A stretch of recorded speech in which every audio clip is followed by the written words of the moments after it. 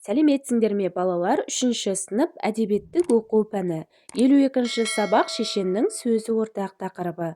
Балалар, бүгінгі сабақтың мақсаты мәтіндегі ақпаратты қажетіңе жаратасың. Бірінші тапсырма: мақал мәтелдерді оқы, түсіндір. Бірінші мақал: жақсы сөз жаныңды жадыратады, жаман сөз уайымға салындырады. Балалар, бұл мақалдың мағынасы: адамға жылы сөз айтсақ, жаны жадырап, көңілі көтеріледі, иә? Ал ауыр сөз айтсақ, көңілі түсіп, көңіл күйі бұзылады деген. Екінші мақал: тауып айтқан сөзге құн жетпейді, біліп айтқан сөзге мін жетпейді. Яғни балалар, орынды, ақылмен айтылған сөз өте құнды, оған ешкім мін таға алмайды деген, иә? Үшінші мақал: жақсы сөз жарым ырыс.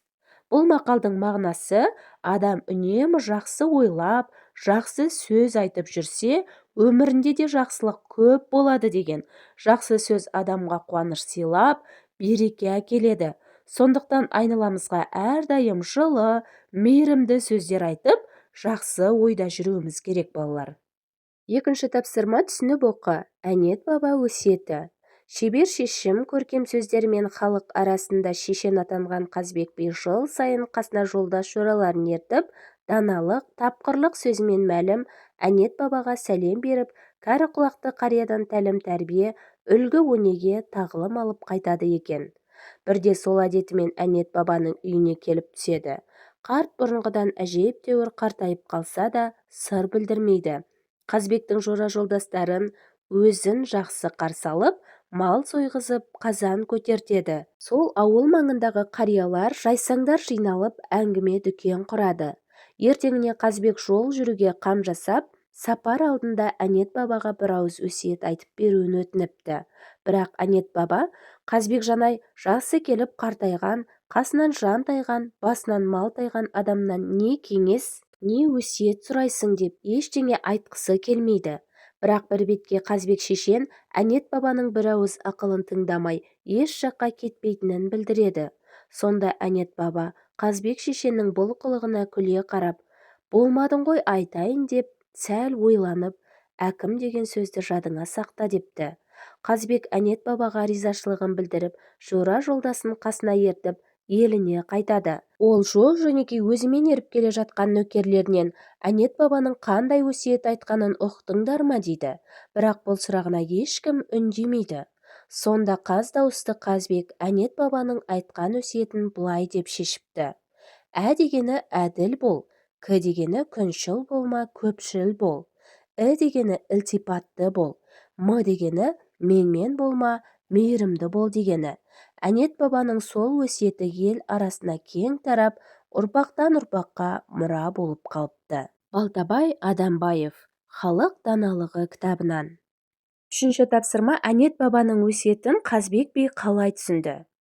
Балалар, Қазбек би Әнет бабаның айтқан қысқа өсиетін терең мағынамен түсінді, иә? Ол әр әріптің мәнін ашып, оны дұрыс мінез құлықпен, адамгершілікке үндейтін ақыл өсиетке айналдырды. Әкім деген сөзді Ә әрпін әділ бол, К әрпін күншіл болма, көпшіл бол, І әрпін ілтипатты бол, М әрпін менмен болма, мейірман бол деп түсінді, иә? Осылайша Қазбек би аз сөздің астарында үлкен тәрбиелік мән жатқанын көрсетті. Төртінші тапсырма: сызбаға сүйеніп, шешендік сөздер туралы ойыңды қорытып айт. Сызбада берілген сөздер: шешендік сөз, тауып айтылған тапқыр сөз, терең мағыналы түйінді сөз, даналық сөз, қанатты сөз, әсерлі сөз, ғибратқа толы нақыл сөз, алғыр сөз. Ал енді балалар, осы сөздерге сүйене отырып, шешендік сөздер туралы ойымызды қорытып айтып көрейік. Шешендік сөз адамды ізгілікке тәрбиелейтін, ғибратқа толы нақыл сөз. Ол кез келген мәселенің шешімін табатын алғыр сөз, әрі тауып айтылған тапқыр сөз болып табылады. Әрбір шешендік толғау халықтың жинақтаған даналық сөзі және мағынасы ішіне бүгілген терең мағыналы түйінді сөз. Мұндай әсерлі сөздер уақыт өте келе ел аузында жатталып, қанатты сөзге айналады. Бесінші тапсырма: сызбаға сүйеніп, шешен адамға тән сипаттарды айт. Өзің тағы не қосар едің? Шешен адам данышпан, дана, тапқыр, ақылды, суырып салма, білімді, алғыр, ғибратты, ойшыл, әділ, батыл болады деп толықтыруымызға болады, сызбаны. Ал балалар, осымен бүгінгі сабағымыз аяқталды. Сендерге барлық тапсырмалар түсінікті болды деген ойдамын. Балалар, келесі жаңа сабақты жіберіп алмау үшін каналға тіркеліп, қоңырауша белгісін басуды ұмытпаңдар. Келесі жаңа сабақта кездескенше сау болыңдар.